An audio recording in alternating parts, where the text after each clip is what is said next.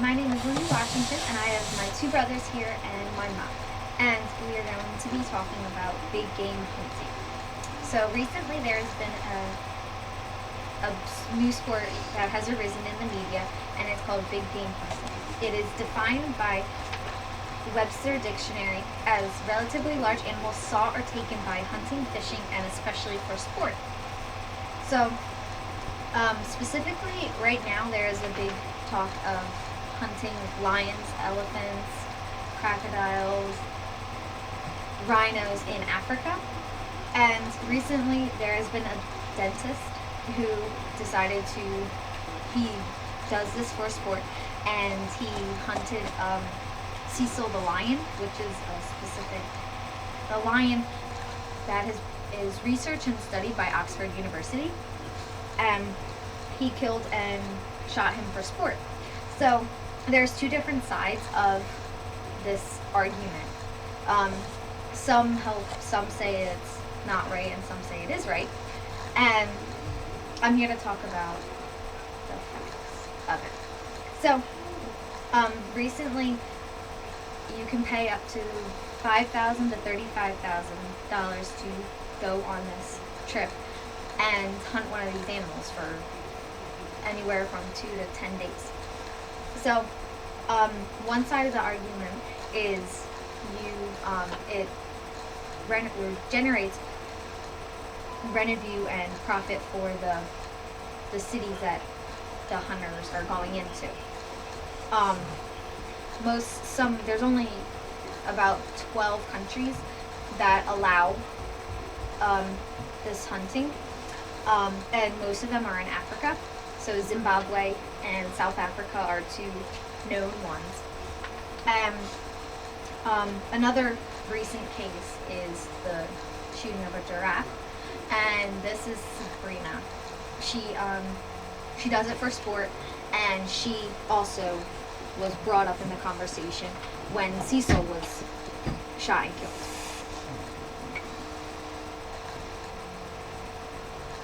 So,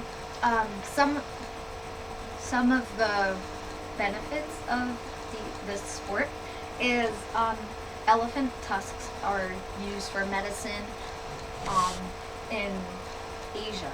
Some are brought into like drinks for medicine purposes. So there is a use for them, but then there is also the elite group that uses them as trophies, and they skin them and use them as like head trophies or fur, but some do use them as a medicine purpose. So here are some of the prices that you can use them for, or you can pay to go on these trips for. So as a leopard, it is $5,000 to $35,000. 3,500. White rhinos are $1,250, up to a quarter of $250,000. Lions can go up to $3,500. Cheetahs are $5,000. Elephants can go up to $42,000. And CNN actually went through and did the prices for hippos and different elephants, and these are the prices that you can go on a trip for. So the local communities get very little right now from these trips. So some of the prices would go to the companies or the cities, the little cities, and like very little, like 3% of the profit of the trip goes to community, and then 1% goes to central and local government duties. So even though that these trips are upwards of $250,000 to go, only some of the local cities get the money. So this is from Campbell, and he went through and did benefits of how much they do, or how much they like revenue for it. And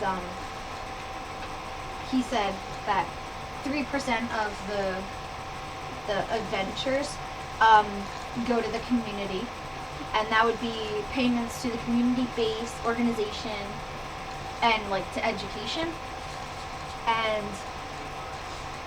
the most goes to operating expenses, which is 24%, and that's food, drinks, vehicles, and the camp, and maintaining the camp where they would go to hunt. So that's not even the local city where they're going to. The largest importer of lion trophies is the United States right now. It was at a very steep, but it has decreased. And then it is Spain, South Africa, Germany, and France.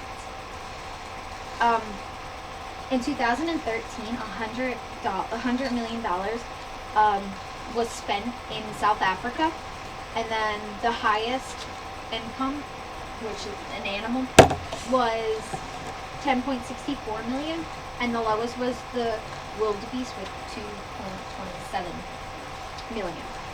And then the most popular game is impala, and then the second is a warthog.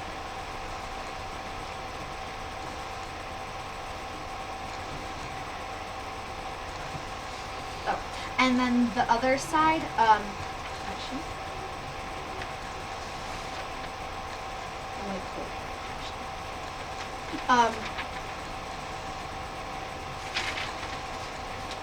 Sabrina was actually quoted in the New York Times saying that everyone just thinks we're cold-hearted killers, and it's not that. There is a connection with the animals, and just because we hunt them doesn't mean we don't have respect for them. Yet on the other side, the president of the Safari Club International is quoted saying that these big game hunting trips generate about $200 million, and they do not go back into the local government where they are hunting in. And then Teresa Teckley, which is with this Humane Society, argues that the living animals would generate more money from the tourists, and instead of the hunting in dead animals that serve as trophies for the elite wealthy individuals. So there are two different sides to this. Locals, in 2014, the Botswana president did place a ban on commercial hunting, and poaching has been on a rise, and the locals are very upset about that because the animals destroy their land. And then poaching is on a rise. Poaching is very popular with rhinos. Thank you.